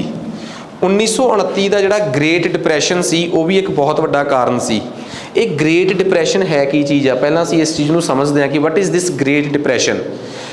कहते पहले वर्ल्ड वार तो बाद 1919 तो बाद पूरी दुनिया के विच ना चीज़ां महंगियां हो गई। क्यों? सारा पैसा तो हथियारां 'च सिੱਟਤਾ लोगों ने। फिर वो 1925 तक जाते जाते पूरी दुनिया के कई बैंक तबाह हो गए, क्योंकि बैंकों को लोगों के खर्चे वास्ते देने लिए पैसा ही नहीं सी हैगा, पैसा सारा हथियारां 'च इन्वैसट हो चुकिया सीगा। सो पूरे दुनिया 'च एक आर्थिक मंदी आ गई। उन्होंने उस आर्थिक मंदी नूं असीं नाम दिता द ग्रेट डिप्रैशन। ठीक है, मंदी जो छोटे लैवल पर होवे तो रिसैशन होंदी है, जो उही मंदी खतरनाक लैवल पर हो जाए, ठीक है, तो डिप्रैशन बन जाती है। सो ग्रेट डिप्रैशन ऑफ 1929 जिन्ने कि यूरोप, एशिया, इंडिया के भी बहुत सारे बैंक सीगे, इंडिया के बहुत लोकल बैंक ते विदेशी बैंक जिहड़े सी वो 1915 तो लैके या 1920 तो लैके 1930 के बंद होए आ। ਇਸੇ ਕਰਕੇ ਇੰਡੀਆ ਦਾ ਬੈਂਕਿੰਗ ਸਿਸਟਮ ਚਰਮਰਾ ਨਾ ਜਾਵੇ, ਇਸੇ ਕਰਕੇ ਤਾਂ ਆਨਣ ਫਾਨਣ 'ਚ 1926 'ਚ ਫਿਰ ਇੱਕ ਕਮੇਟੀ ਬਣਦੀ ਆ, ਠੀਕ ਆ, ਤੇ ਉਹ ਕਮੇਟੀ ਰਿਕਮੈਂਡ ਕਰਦੀ ਆ ਕਿ ਭਾਰਤ 'ਚ ਇੱਕ ਰਿਜ਼ਰਵ ਬੈਂਕ ਹੋਣਾ ਚਾਹੀਦਾ ਜਿਹੜਾ ਇਹਨਾਂ ਬੈਂਕਾਂ ਨੂੰ ਨਿਗਰਾਨੀ ਰੱਖ ਸਕੇ, ਤਾਂ ਜਾ ਕੇ ਭਾਰਤ 'ਚ ਰਿਜ਼ਰਵ ਬੈਂਕ ਬਣਿਆ। ਹੋਰ ਅੰਗਰੇਜ਼ ਕੀ ਏਡੇ ਚੰਗੇ ਸੀਗੇ ਕਿ ਸਾਡੇ ਦੇਸ਼ ਲਈ ਰਿਜ਼ਰਵ ਬੈਂਕ ਬਣਾ ਕੇ ਗਏ ਸੀਗੇ, ਮਜਬੂਰੀ ਕਰਕੇ ਬਣਾਉਣਾ ਪਿਆ ਸੀ ਉਹਨਾਂ ਨੂੰ। ਸੋ ਦੁਨੀਆ 'ਚ ਆਈ ਇਹ ਜਿਹੜੀ ਮਹਾਮੰਦੀ ਸੀਗੀ, ਇਹਨੇ ਵੀ ਜਾਪਾਨ ਵਰਗੇ ਦੇਸ਼ 'ਚ ਜਿਹੜੇ ਭੁੱਖ ਦੇ ਉਹ ਸੀਗੇ, ਮਤਲਬ ਕਿ ਜਿੱਥੇ ਜਰਮਨ 'ਚ ਮਹਿੰਗਾਈ ਬਹੁਤ ਵਧੀ, ਤਾਂ ਉੱਥੋਂ ਦੇ ਲੋਕਾਂ 'ਚ ਇੱਕ ਹੋਰ ਵੱਖਰੇ ਲੈਵਲ ਦਾ ਗੁੱਸਾ ਪੈਦਾ ਕਰਤਾ। ਸੋ ਇਹ ਇੱਕ ਅਗਲਾ ਕਾਰਨ ਮੰਨਿਆ ਜਾਂਦਾ ਹੈ। ਉਸ ਤੋਂ ਅਗਲਾ ਕਾਰਨ ਜਿਹੜਾ ਮੈਂ ਮੰਨ ਕੇ ਚੱਲਦਾ, ਜਿਹੜਾ ਮੰਨਿਆ ਜਾਂਦਾ, ਉਹ ਆ ਰਾਸ਼ਟਰਵਾਦ, ਫਾਸੀਵਾਦ। ਫਾਸੀਵਾਦ ਇੱਕ ਅਜਿਹਾ ਰਾਸ਼ਟਰਵਾਦ ਦੀ ਕਿਸਮ ਸੀਗੀ ਜਿਹੜੀ ਇਟਲੀ ਦੇ ਲੋਕਾਂ ਨੂੰ, ਜਿਹਦਾ ਚਸਕਾ ਉੱਥੋਂ ਦੇ ਮੋਸੋਲੀਨੀ ਨੇ ਪਾਇਆ ਸੀਗਾ। ਮੂਸੋਲੀਨੀ ਨੇ ਇਸ ਗੱਲ ਦਾ ਅਹਿਸਾਸ ਕਰਾਤਾ ਕਿ ਪੂਰੇ ਯੂਰਪ ਦੇ ਬਾਕੀ ਸਾਰੇ ਦੇਸ਼ ਜਿਹੜੇ ਆ ਉਹਨਾਂ ਨੇ ਭਾਂਤ-ਭਾਂਤ ਦੇ ਦੂਜੇ ਦੇਸ਼ਾਂ 'ਤੇ ਕਬਜ਼ੇ ਕਰ ਰੱਖੇ ਆ, ਤੇ ਸਾਡਾ ਰਾਜਾ ਇੰਨਾ ਨਿਕੰਮਾ ਹੈ ਕਿ ਉਹਨੇ ਕਿਸੇ ਦੇਸ਼ 'ਤੇ ਕਬਜ਼ਾ ਨਹੀਂ ਕੀਤਾ। ਇਸ ਕਰਕੇ ਸਾਨੂੰ ਉਹਨਾਂ ਦੇਸ਼ਾਂ ਤੋਂ ਕੋਈ ਸੰਸਾਧਨ ਨਹੀਂ ਆਉਂਦੇ। ਜਿਵੇਂ ਇੰਗਲੈਂਡ ਨੇ ਕਹਿੰਦਾ ਭਾਰਤ 'ਤੇ ਕਬਜ਼ਾ ਕਰ ਰੱਖਿਆ ਹੈ, ਤਾਂ ਉਹਨਾਂ ਨੂੰ ਕਿੰਨਾ ਕੁਛ ਉੱਥੋਂ ਆਉਂਦਾ ਹੈ, ਸਾਨੂੰ ਕੁਛ ਵੀ ਨਹੀਂ ਆਉਂਦਾ। ਸੋ ਇਸ ਚੀਜ਼ ਨੂੰ ਉਹਨੇ ਫਾਸੀਵਾਦ ਦਾ ਨਾਮ ਦਿੱਤਾ, ਤੇ ਰਾਸ਼ਟਰਵਾਦ ਦੇ ਨਾਮ 'ਤੇ, ਸੈਨਾਵਾਦ ਦੇ ਨਾਮ 'ਤੇ ਇੱਕ ਤਾਕਤ ਕੜੀ ਇਕੱਠੀ ਕਰ ਲਈ।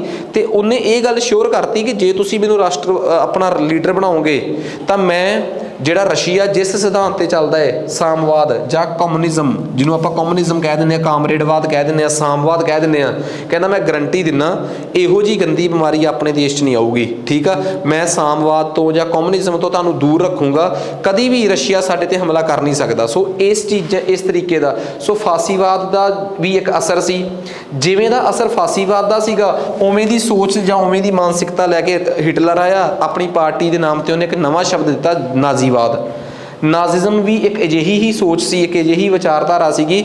ਅਸਲ 'ਚ ਹਿਟਲਰ ਜਰਮਨ ਦੇ ਲੋਕਾਂ ਨੂੰ ਇਹ ਦੱਸਣਾ ਚਾਹੁੰਦਾ ਸੀ ਕਿ ਜਰਮਨ ਜਿਹੜਾ ਏ ਉਹ ਬਹੁਤ, ਜਰਮਨ ਦੇ ਲੋਕਾਂ ਨੂੰ ਰਹਿਣ ਵਾਸਤੇ, ਕਿਉਂਕਿ ਉਹ ਲੋਕ ਤਗੜੇ ਆ, ਖੁੱਲੀ ਸਪੇਸ ਚਾਹੀਦੀ ਆ, ਉਹ ਜਰਮਨ ਦੇ ਲੋਕਾਂ ਵਾਸਤੇ ਇੱਕ ਬਹੁਤ ਵੱਡੇ ਪੱਧਰ 'ਤੇ ਜ਼ਮੀਨ ਜਾਂ ਵੱਡੇ ਪੱਧਰ 'ਤੇ ਸਪੇਸ ਦੀ ਗੱਲ ਕਰਦਾ ਸੀਗਾ। ਸੋ ਇਹਦੇ ਵਾਸਤੇ ਉਹ ਇਹ ਚਾਹੁੰਦਾ ਸੀ ਕਿ ਜਰਮਨ ਕੋਲ ਇੰਨੀ ਕੁ ਜ਼ਮੀਨ ਹੋਵੇ ਕਿ ਪੂਰਾ ਚੈਕਸਲੋਵਾਕੀਆ ਉਹਦੇ ਕਬਜ਼ੇ 'ਚ ਹੋਵੇ, ਪੂਰਾ ਪੋਲੈਂਡ, ਇੱਥੋਂ ਤੱਕ ਕਿ ਉਹ ਰਸ਼ੀਆ ਦੀ ਵੀ ਪੂਰੀ ਜ਼ਮੀਨ 'ਤੇ ਆਪਣਾ ਹੀ ਕਬਜ਼ਾ ਕਰਦਾ ਸੀਗਾ। ਇਹਦੇ ਵਾਸਤੇ ਪੇਪਰਾਂ 'ਚ ਆਉਂਦਾ ਹੁੰਦਾ ਲੈਂਬਨਜ਼ਮ। ਇਹ ਸ਼ਬਦ PCS ਨੇ ਵੀ ਪੁੱਛਿਆ ਹੋਇਆ ਹੈ, ਤੇ ਇਹ ਸ਼ਬਦ ਮਾਸਟਰ ਕੈਡਰ 'ਚ ਵੀ ਆਇਆ ਹੋਇਆ ਹੈ। ਇਸ ਸ਼ਬਦ ਦਾ ਮਤਲਬ ਇਹ ਆ ਲਿਵਿੰਗ ਸਪੇਸ। ਲਿਵਿੰਗ ਸਪੇਸ ਦਾ ਮਤਲਬ ਰਹਿਣ ਦੇ ਲਾਇਕ ਜ਼ਮੀਨ। ਤੇ ਇਹ ਸ਼ਬਦ ਵਰਤਿਆ ਕਿੰਨੇ ਸੀਗਾ? ਇਹ ਜਰਮਨ ਦੇ ਲੋਕਾਂ ਵਾਸਤੇ ਸ਼ਬਦ ਵਰਤਦਾ ਸੀਗਾ ਕਿੰਨੇ? ਹਿਟਲਰ। ਹਿਟਲਰ ਨੇ ਕਿਹਾ ਕਿ ਜਿਹੜੀ ਵਰਸਲੇ ਦੀ ਸੰਧੀ 'ਚ ਸਾਡੀ ਜ਼ਮੀਨ ਗਈ ਆ, ਸਾਡੀ ਸੈਨਾ ਗਈ ਆ, ਸਾਡਾ ਪੈਸਾ ਗਿਆ ਹੈ, ਉਹ ਸਭ ਕੁਝ ਜਿਹੜਾ ਮਾਣ ਗਿਆ ਹੈ, ਇੱਜ਼ਤ ਗਈ ਆ, ਉਹ ਸਭ ਕੁਝ ਮੈਂ ਤੁਹਾਨੂੰ ਵਾਪਸ ਲੈ ਕੇ ਦਿਖਾਊਂਗਾ। 1933 'ਚ ਜਦੋਂ ਹਿਟਲਰ ਚਾਂਸਲਰ ਬਣਦਾ ਹੈ, ਤੇ 1934 'ਚ ਜਦੋਂ ਹਿਟਲਰ ਦੇਸ਼ ਦਾ ਰਾਸ਼ਟਰਪਤੀ ਬਣਦਾ ਹੈ, ਤਾਂ ਇਹ ਨਾਜ਼ਿਜ਼ਮ, ਇਹ ਨਾਜ਼ੀਵਾਦ ਜਿਹੜਾ ਸੀਗਾ, ਇਹ ਇੱਕ ਬਹੁਤ ਤਗੜੀ ਵਿਚਾਰਧਾਰਾ ਦੇ ਉੱਭਰ ਕੇ ਬਾਹਰ ਆਉਂਦਾ ਹੈ। ਜਿਵੇਂ ਜਿਵੇਂ ਇਟਲੀ 'ਚ ਫਾਸੀਵਾਦ, ਉਵੇਂ ਉਵੇਂ ਜਰਮਨ 'ਚ ਨਾਜ਼ੀਵਾਦ ਜਿਹੜਾ ਸੀਗਾ, ਇਹ 1930 ਤੋਂ ਲੈ ਕੇ 1936-37 ਤੱਕ ਜਾਂਦੇ ਬਹੁਤ ਸਪੀਡ ਨਾਲ ਉੱਭਰਦਾ ਹੈ। ਸੋ ਇਹੀ ਇੱਕ ਆਪਣੇ ਆਪ 'ਚ ਇੱਕ ਖਾਸ ਸੀਗਾ। ਨਾਜ਼ੀਵਾਦ ਬਾਰੇ ਜਿਹਨਾਂ ਨੇ ਪੰਜਾਬੀ 'ਚ ਪੜ੍ਹਨਾ ਹੈ, ਸੇਮ ਮੈਂ ਬਹੁਤ ਸਿੰਪਲ ਜਿਹਾ ਕਰਕੇ ਪੰਜਾਬੀ ਲਿਖੀ ਹੋਈ ਆ, ਤਾਂ ਜੋ ਕਿਸੇ ਨੂੰ ਵੀ ਸਮਝਣ 'ਚ ਜਾਂ ਪੜ੍ਹਨ 'ਚ ਬਿਲਕੁਲ ਵੀ ਦਿੱਕਤ ਨਾ ਆਵੇ। ਇਸ ਤੋਂ ਅਗਲਾ ਕਾਰਨ ਹੋਰ ਵੀ ਖਤਰਨਾਕ ਸੀਗਾ। ਅਸਲ 'ਚ ਕੀ ਸੀਗਾ, ਇਹ ਮੈਂ ਮੰਨ ਕੇ ਚੱਲਦਾ ਕਿ ਇੰਗਲੈਂਡ, ਫਰਾਂਸ ਵਰਗੇ ਦੇਸ਼ਾਂ ਦੀ ਵੀ ਇੱਕ ਗਲਤੀ ਸੀ।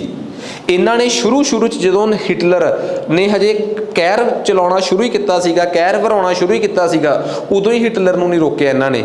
ਜੇ ਇਹ ਹਿਟਲਰ ਨੂੰ ਉਦੋਂ ਹੀ ਰੋਕ ਪਾਉਂਦੇ ਜਾਂ ਉਦੋਂ ਹੀ ਰੋਕ ਲੈਂਦੇ, ਤਾਂ ਸ਼ਾਇਦ ਐਡੇ ਵੱਡੇ ਪੱਧਰ 'ਤੇ ਇਹ ਖਤਰਨਾਕ ਕੰਮ ਨਾ ਹੁੰਦਾ। ਕਿਵੇਂ?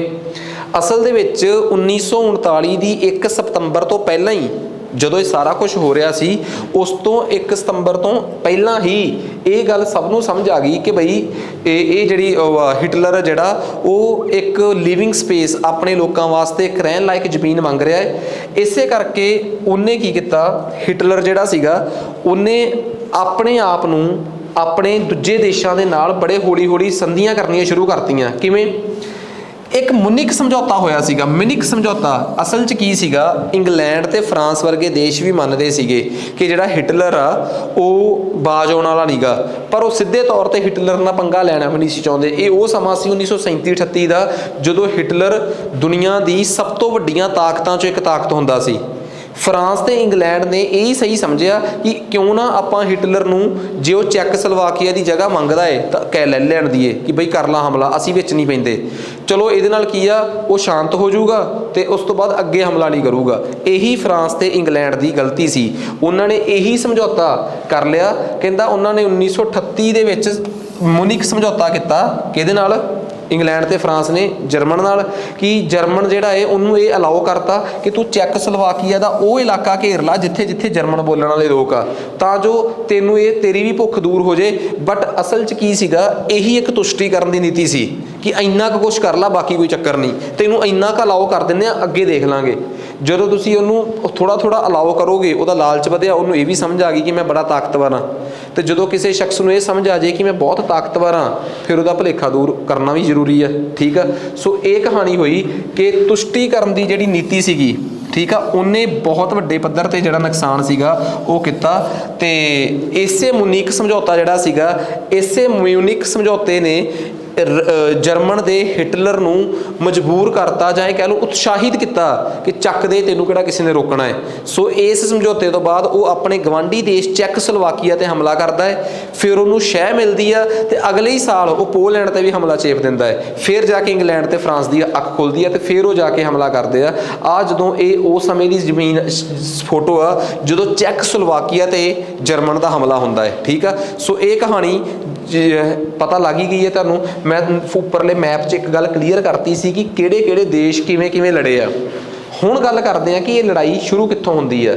ਵੈਸੇ ਤਾਂ ਦੇਖੋ, ਜੇ ਕੋਈ ਮੈਨੂੰ ਕਵੇ ਕਿ ਬਈ ਇਸ ਜਿਹੜਾ ਦੂਜਾ ਵਿਸ਼ਵ ਯੁੱਧ ਹੈ, ਇਹਦੀ ਸ਼ੁਰੂਆਤ ਕਿੱਥੋਂ ਹੁੰਦੀ ਹੈ, ਇੱਕ ਪਾਸੇ ਜਰਮਨ ਜਿਹੜਾ ਸੀਗਾ ਚੈਕੋਸਲੋਵਾਕੀਆ ਤੇ ਹਮਲਾ ਕਰ ਰਿਹਾ ਸੀ, ਇੱਕ ਪਾਸੇ ਇਟਲੀ ਜਿਹੜਾ ਸੀਗਾ ਉਹ ਅਫਰੀਕਾ 'ਚ ਇੰਗਲੈਂਡ ਤੇ ਹੋਰ ਦੇਸ਼ਾਂ ਦੀਆਂ ਜਿਹੜੀਆਂ ਕਲੋਨੀਆਂ ਉਹਨਾਂ ਨੇ ਕਬਜ਼ੇ 'ਚ ਕਰੀਆਂ ਸੀ ਪੁਰਾਣੇ ਟਾਈਮਾਂ 'ਚ, ਉਹ ਖੋਹਣ ਦੀ ਕੋਸ਼ਿਸ਼ ਕਰ ਰਿਹਾ ਸੀ। ਤੀਸਰੇ ਪਾਸੇ ਇੱਕ ਇੱਥੇ ਦੇਸ਼ ਸੀਗਾ ਜਰਮਨ, ਉਹ ਚਾਈਨਾ, ਮਨਚੂਰੀਆ, ਹਾਂਗਕਾਂਗ, ਵੀਅਤਨਾਮ, ਇਹਨਾਂ ਦੇਸ਼ਾਂ ਤੇ ਲਗਾਤਾਰ 1930 ਤੋਂ ਬਾਅਦ ਹਮਲਾ ਕਰ ਰਿਹਾ ਸੀਗਾ। 1937 'ਚ ਜਾਪਾਨ ਦਾ ਕੀਤਾ ਚਾਈਨਾ ਤੇ ਹਮਲਾ। ਕਿਸੇ ਨਾ ਕਿਸੇ ਪੱਖ ਤੋਂ ਕਈ ਵਰਗ ਦੇ ਲੋਕਾਂ ਦੀ ਇੱਕ ਸੋਚ ਧਾਰਨਾ ਹੈਗੀ ਹੈ ਕਿ ਉਹ ਵਿਸ਼ਵ ਯੁੱਧ ਪਹਿਲੇ ਦੂਜੇ ਦੀ ਸ਼ੁਰੂਆਤ ਸੀ, ਪਰ ਆਫੀਸ਼ੀਅਲੀ ਦੂਜੇ ਵਿਸ਼ਵ ਯੁੱਧ ਦੀ ਸ਼ੁਰੂਆਤ ਮੰਨੀ ਜਾਂਦੀ ਆ ਜਦੋਂ 1 ਸਤੰਬਰ 1939 ਨੂੰ ਜਰਮਨ ਜਿਹੜਾ ਸੀਗਾ ਉਹ ਪੋਲੈਂਡ ਤੇ ਹਮਲਾ ਕਰਦਾ ਹੈ। ਜਦੋਂ ਜਰਮਨ ਪੋਲੈਂਡ ਤੇ 1 ਸਤੰਬਰ 1939 ਨੂੰ ਹਮਲਾ ਕਰਦਾ ਹੈ, ਇਸ ਤੋਂ ਬਾਅਦ ਬ੍ਰਿਟੇਨ ਤੇ ਫਰਾਂਸ 3 ਸਤੰਬਰ ਨੂੰ ਜੰਗ ਦਾ ਐਲਾਨ ਕਰ ਦਿੰਦੇ ਆ ਜਰਮਨ ਤੇ। ਸੋ ਇਸ ਚੀਜ਼ ਨੂੰ ਦੂਜੇ ਵਿਸ਼ਵ ਯੁੱਧ ਦੀ ਸ਼ੁਰੂਆਤ ਦੇ ਤੌਰ ਤੇ ਗਿਣਿਆ ਗਿਆ। ਦੂਜੇ ਵਿਸ਼ਵ ਯੁੱਧ ਦੀ ਸ਼ੁਰੂਆਤ ਬੇਸਿਕਲੀ ਇਸੇ ਚੀਜ਼ ਨੂੰ ਗਿਣਿਆ ਜਾਂਦਾ ਹੈ। ਠੀਕ ਆ, ਸੋ ਇਹ ਤਾਂ ਇੱਕ ਗੱਲ ਕਲੀਅਰ ਸੀ ਕਿ ਸ਼ੁਰੂ 'ਚ ਇਸ ਲੜਾਈ ਜਿਹੜੀ ਸੀਗੀ, ਇਹ ਲੜਾਈ ਸੀਗੀ, ਇਸ ਲੜਾਈ 'ਚ ਵਿੱਚ ਸਟਾਰਟਿੰਗ 'ਚ ਇੰਗਲੈਂਡ ਤੇ ਫਰਾਂਸ ਇੱਕ ਪਾਸੇ ਸੀਗੇ ਤੇ ਦੂਜੇ ਪਾਸੇ ਜਰਮਨ ਸੀ। ਤੇ ਜਰਮਨ ਜਿਹੜਾ ਸੀਗਾ ਉਹਨੇ ਬੜੀ ਚਲਾਕੀ ਨਾਲ ਪਹਿਲਾਂ ਹੀ ਇਹ ਗੱਲ ਕਨਫਰਮ ਕਰ ਲਈ ਸੀ, ਜਿਹੜਾ ਜਰਮਨ ਜਿਹੜੇ ਸੋਵੀਅਤ ਯੂਨੀਅਨ ਤੋਂ ਖੁੱਲੀ ਜ਼ਮੀਨ ਲੈਣਾ ਚਾਹੁੰਦਾ ਸੀ, ਕਿਉਂਕਿ ਜਰਮਨ ਦਾ ਹਿਟਲਰ ਇਹ ਸੋਚਦਾ ਸੀ ਕਿ ਸਾਡੇ ਜਰਮਨਸ ਨੂੰ ਰਹਿਣ ਵਾਸਤੇ ਖੁੱਲੀ ਜ਼ਮੀਨ ਚਾਹੀਦੀ ਹੈ। ਤੇ ਉਸ ਟਾਈਮ ਸਭ ਤੋਂ ਖੁੱਲੀ ਜ਼ਮੀਨ ਸੋਵੀਅਤ ਸੰਘ ਕੋਲ ਸੀ, ਜਿਹੜਾ ਅੱਜ US ਰਸ਼ੀਆ ਹੈ। ਉਹ ਰਸ਼ੀਆ ਤੋਂ ਇਹ ਜ਼ਮੀਨ ਖੋਹਣ ਵਾਸਤੇ ਉਹਨੇ ਨਾਲ ਲੜਨਾ ਹੈ, ਇਹ ਗੱਲ ਹਿਟਲਰ ਨੂੰ ਪਤਾ ਸੀ। ਪਰ 1939 'ਚ ਹਿਟਲਰ ਨੂੰ ਪਤਾ ਸੀ ਕਿ ਜੇ ਮੈਂ ਅੱਜ ਰਸ਼ੀਆ ਨਾਲ ਲੜ ਪਿਆ ਤਾਂ ਮੈਂ ਹਾਰ ਜਾਊਂਗਾ। ਇਸ ਕਰਕੇ ਉਹ 1939 'ਚ ਬੜੀ ਚਲਾਕੀ ਨਾਲ ਰਸ਼ੀਆ ਨਾਲ ਇੱਕ ਸਮਝੌਤਾ ਕਰ ਲੈਂਦਾ ਹੈ ਕਿ ਅਸੀਂ ਪੋਲੈਂਡ ਤੇ ਹਮਲਾ ਕਰਾਂਗੇ ਤੇ ਤੁਸੀਂ ਸਾਡੇ ਤੇ ਹਮਲਾ ਨਾ ਕਰਿਓ।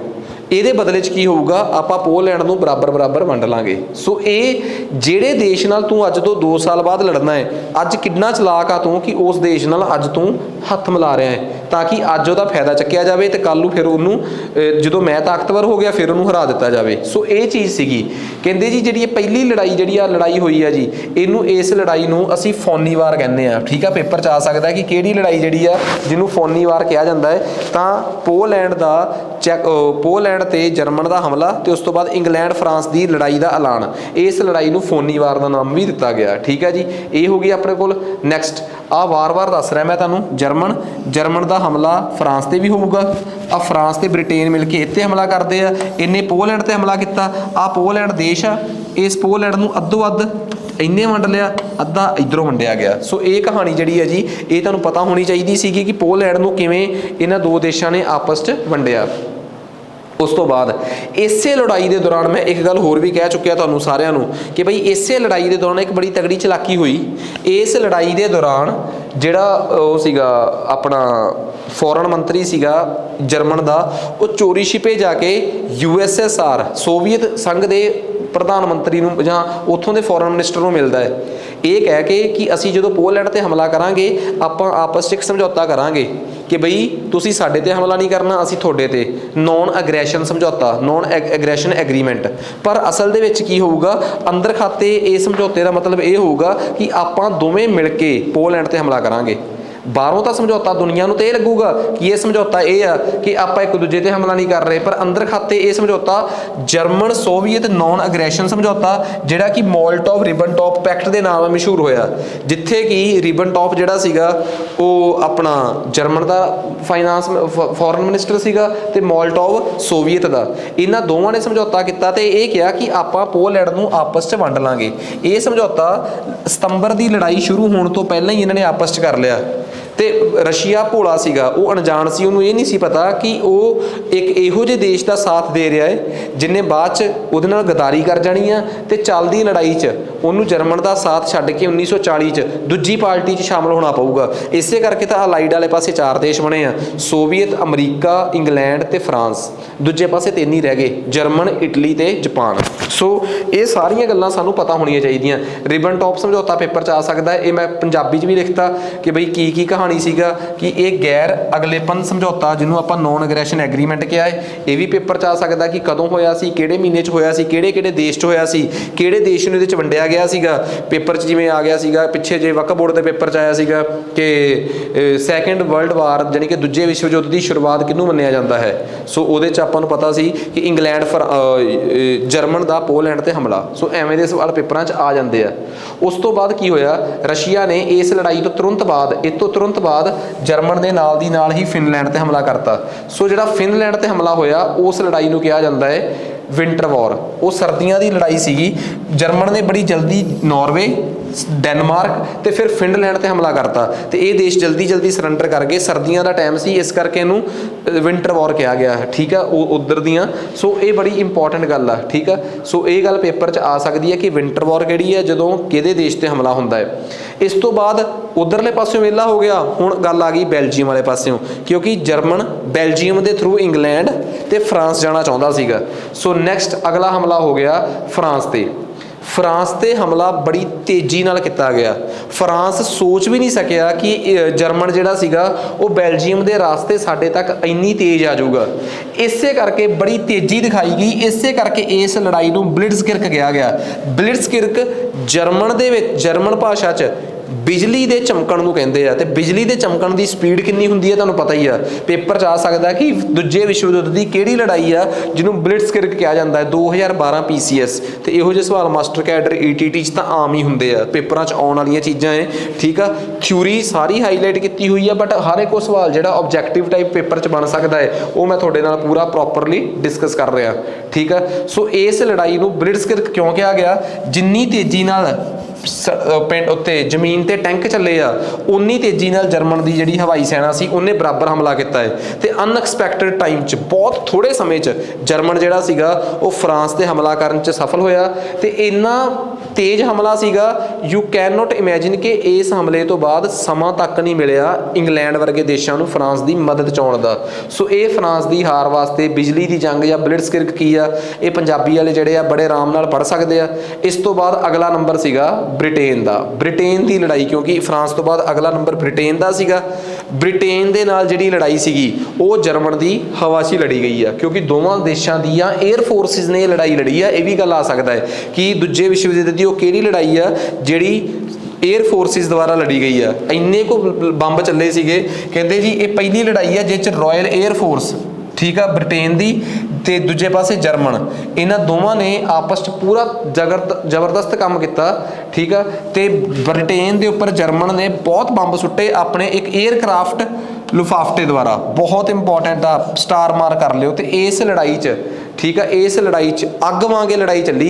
ये भी लड़ाई एक ब्लिट्स की फॉर्म च सीगी। ठीक है, सो ये भी लड़ाई ब्लिट्स की फॉर्म च सी, पर इस लड़ाई च जर्मन नूं बहुत नुकसान झलना पिया, क्योंकि बेशक जर्मन की नेवी जर्मन की एयरफोर्स काफ़ी ताकतवर सी, पर इंग्लैंड इस लड़ाई में जितन सफल हो गया, बिकॉज इंग्लैंड भी उस टाइम तक कच्चियां गोलियां थोड़ा खेडिया सीगा, इन्ने देशों से अगले का कब्जा सी उन्होंने दिनों च। सो इस लड़ाई में बरतानिया की लड़ाई कहा जाता है, ठीक है। तो ये किहड़े जहाज़ नाल हमला होया, इनू ब्लिट्स क्यों कहा जाता है, ये लुफ्तवाफ नाम का जिहड़ा जहाज़ सीगा जर्मन एयरक्राफ्ट, जिहदे नाल बहुत सारिया मतलब कि बंब सुट्टे गए सीगे।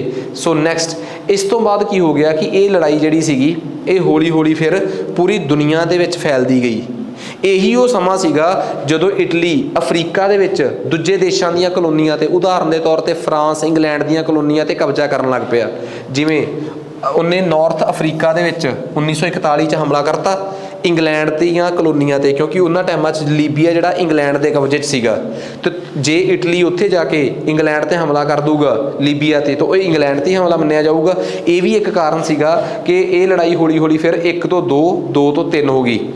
1941 तक तो सारा कुछ ठीक सीगा, हिटलर का दिमाग होर खराब हो गया। 1942 तक जाते जाते वो अपनी असली औकात च आ गया। हुण जाके रशियनस नूं पता लग्या कि ये हिटलर साडे नाल मौके के फायदे लिए ही जुड़िया सीगा। असल च ये सानू ते भी हमला करना चाहुंदा है, बिकॉज इनू बहुत सारी रहन वास्ते जमीन चाहिए है। तो उस जमीन के चक्कर च उन्हें बड़ी जबरदस्त तरीके नाल रशिया ते हमला किया है। तो रशिया ते जिहड़ा हमला जर्मन करता है, जबकि उन्होंने करना नहीं सी चाहिए, उस तो पहला जर्मन ने उन्होंने कितना साथ दिता है, पर जर्मन जिहड़ा हमला रशिया ते करता है, क्योंकि हिटलर के दिमाग च सनकी दिमाग च एक गल आ गई सी कि जर्मन खुले डुले रहने के शौकीन आ, इसे करके वो एक बड़ा तगड़ा हमला करता है, ठीक है। तो ब्रिटेन तो हारन तो बाद हिटलर जिहड़ा सीगा वो रिबनटॉक मोल्टोव समझौता भी तोड़ दिंदा है, जिहड़ा उन्हें फ्रांस उहदे नाल कीता सी रशिया नाल। ते इस तो बाद ऑपरेशन बरबोसा के तहत जून 1941 च वो हमला करता किहदे ते रशिया ते। सो ये जिहड़ा सीगा सोवियत के जिहड़े सैनिक सी वो भी दिसंबर च हमला करते हैं। तो ये लड़ाई जिहड़ी है जी बड़ा जबरदस्त चलती है। जे ये लड़ाई ना हुंदी तो शायद हिटलर हारदा ना। तुसीं इमैजिन करके देखो, आ है रशिया, रशिया वाले पिछे नूं भज्जे, अगे मगर मगर जर्मन गए, इत्थों तक जाते जाते सेंट पीटरबर्ग वर्गे शहर तक जाते जाते जर्मनस मगर मगर जाते जाते थक गए। तो जर्मनस मगर मगर जाते इन्ना को थक गए कि बाद उन्होंने जो बहुते सैनिक वापस आते आते मर गए। तो ये लड़ाई जिहड़ी सी ये बेशक जर्मन ना हारिया ना जित्तिया, पर इस लड़ाई ने जर्मन की सेना इन्नी थकाती कि वह बाकी मोर्चों से दूजे देशों नाल लड़न च असफल रही। इसे करके बाकी देशों ने बहुत शानदार तरीके नाल पासा पलटता। तो 1942 तो बाद जिहड़ी लड़ाई इटली जर्मन के हक च जा रही सी, यू टर्न मार के दोबारा फिर उन्होंने देशों के हत्थ च आ गई। आ सारी कहानी ऑपरेशन बरबोसा की है। ऑपरेशन बरबोसा का मतलब आ रशिया ते जर्मन का हमला, ठीक है। तो उस रिबनटॉप समझौता तोड़न तो बाद तो उस तो बाद इस समझौते च ना जित होनी ना हार होनी, बट जर्मन की सेना का बुरा हाल होना। सो ये कहानी आपां नूं बहुत इंपॉर्टेंट आ, ठीक है। नैक्सट उस तो बाद अगे आ जाओ, इस लड़ाई च अगली पार्टी जिहड़ी शामिल होगी वो अमरीका। आ इस लड़ाई का मैदान आ, ठीक है। इत्थे यूरोप आ, इत्थे अफ्रीका है, इत्थे रशिया है, इत्थे एशिया है, इत्थे अमरीका है, ठीक है। अफ्रीका अमरीका, हुण आ अमरीका है तो आ इत्थे जापान आ। हुण मैं जे धरती नूं गोल घुमा दा, ठीक है, तो फिर जे मैं इस मैप नूं थोड़ा जिहा एवें घुमा दा तो ये स्टोरी एवें बन जूगी। इत्थे आ जाऊगा अपना जापान, थोड़ा जिहा इधर खिसकातीए तो अमरीका आ जाऊगा इत्थे। इन्हां दोवां देशां दे विच अमरीका, आ जापान आ अमरीका है, आ अमरीका है। अज मैं पूरा वाइट करता। जापान ते अमरीका दे विच एक पैसीफिक ओशियन आ, प्रशांत महासागर। इसे प्रशांत महासागर दे विच रौला पै गया। इसे प्रशांत महासागर दे विच पर्ल हार्बर नाम की एक जगह सीगी जिथे गलती नाल जापान वालियां ने अमरीका ते हमला करता, ठीक है। उस जगह ते अमरीका का एक पनडुब्बी, जिन्हों पनडुब्बी नहीं एक बहुत तगड़ा समुद्री बेड़ा कह सकते हैं, ठीक है।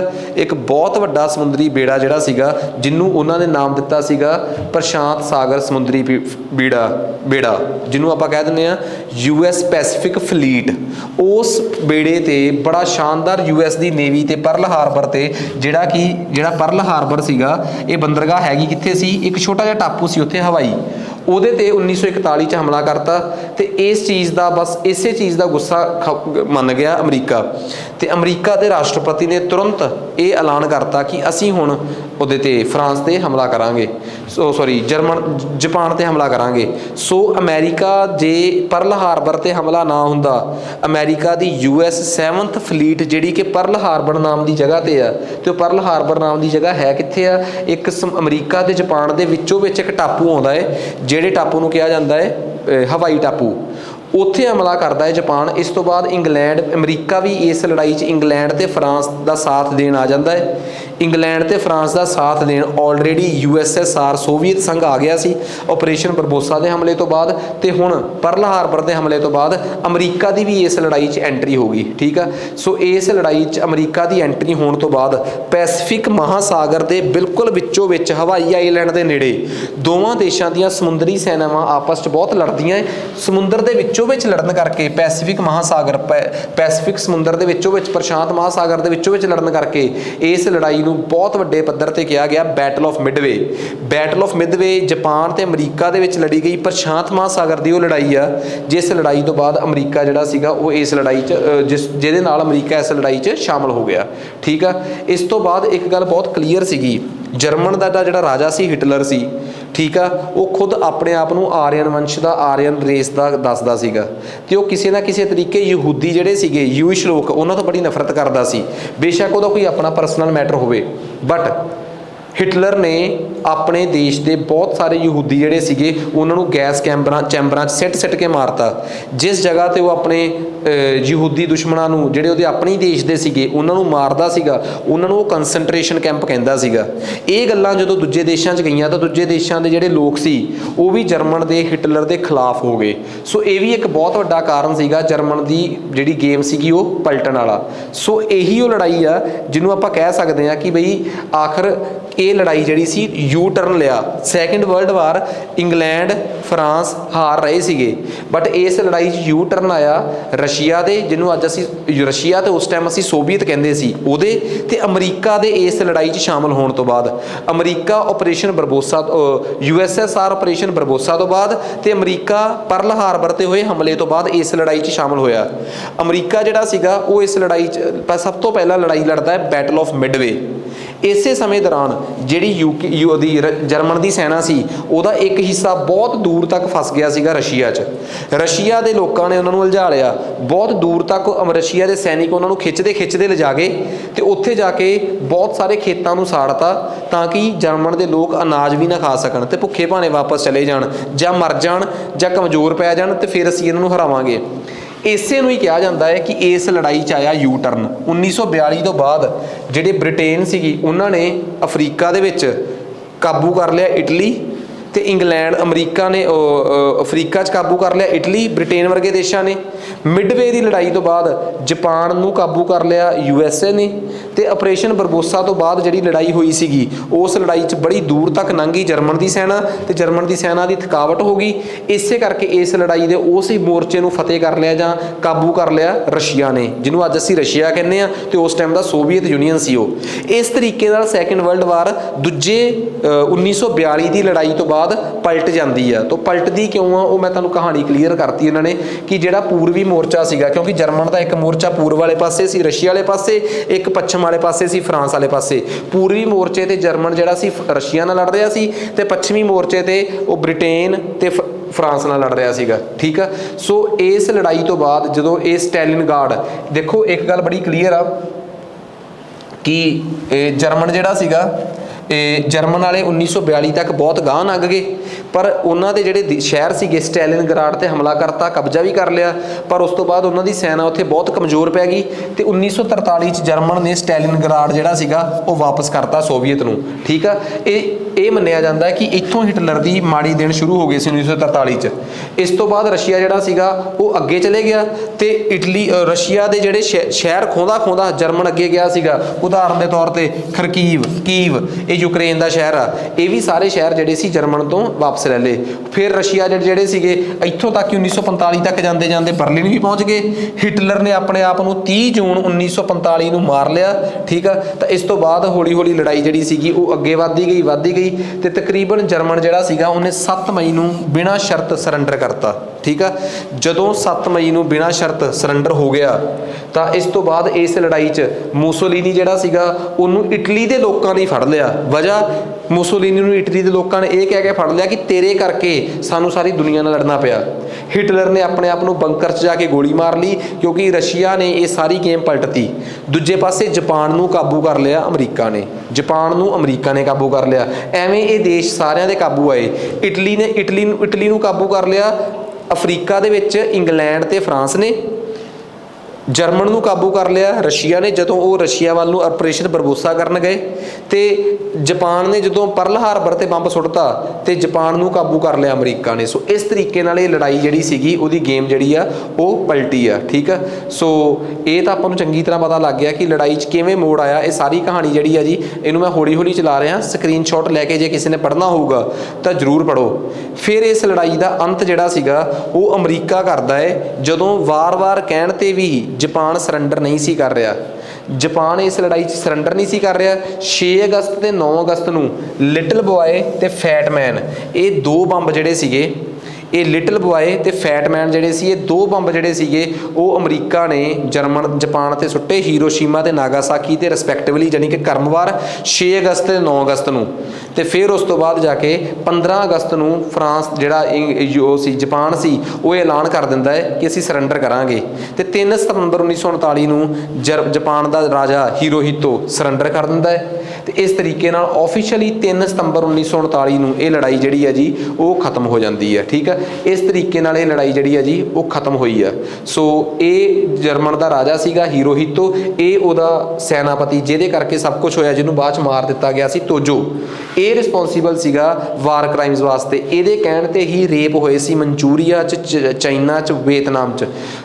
ਇਹ ਮੰਨਦੇ ਸੀ ਕਿ ਜਰਮਨ ਦੀ ਬਰੀਡ ਜੇ ਅੱਗੇ ਜਾਊਗੀ, ਜੇ ਤੁਸੀਂ ਉਹਨਾਂ ਨਾਲ ਲੇਡੀਜ਼ ਨਾਲ ਰੇਪ ਕਰੋਗੇ, ਸੈਕਸ ਕਰੋਗੇ, ਤਾਂ ਅੱਗੇ ਉਹਨਾਂ ਦੇ ਆਉਣ ਵਾਲੇ ਬੱਚੇ ਜਿਹੜੇ ਆ ਉਹ ਜਾਪਾਨ ਦੀ ਨਸਲ ਦੇ ਹੋਣਗੇ। ਸੋ ਇਸ ਤਰੀਕੇ ਦੀ ਮਾਨਸਿਕਤਾ ਲੈ ਕੇ ਇਹੋ ਜਿਹੇ ਲੀਡਰ ਜਿਹੜੇ ਸੀਗੇ ਉਹ ਰਾਜੇ ਬਣੇ। ਸੋ ਇਸ ਤਰੀਕੇ ਨਾਲ ਇਹ ਲੜਾਈ ਜਿਹੜੀ ਸੀਗੀ ਉਹ ਖਤਮ ਹੋਈ।